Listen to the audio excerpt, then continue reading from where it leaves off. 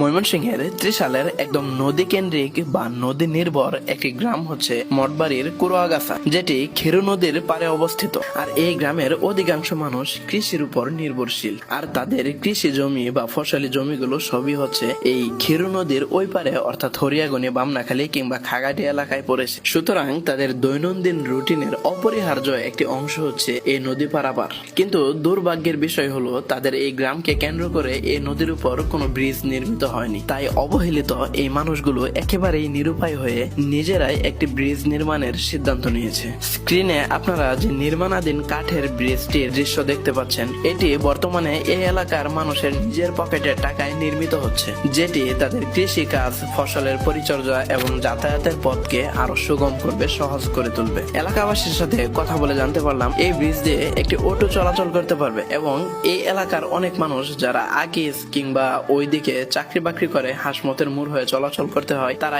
এই ব্রিজটি দিয়ে পার হয়ে এই রাস্তা দিয়ে হাসমতের মোড় পর্যন্ত সহজে চলাচল করতে পারবে। আপনারা যে কেউ চাইলে এই ব্রিজ নির্মাণে আর্থিক সহায়তা করে সদকায়ে জারিয়ার সওয়াব লাভ করতে পারেন। তাছাড়া আপনার একটু সহযোগিতা এই ব্রিজ নির্মাণকে আরো দ্রুত, আরো ত্বরান্বিত করতে পারে।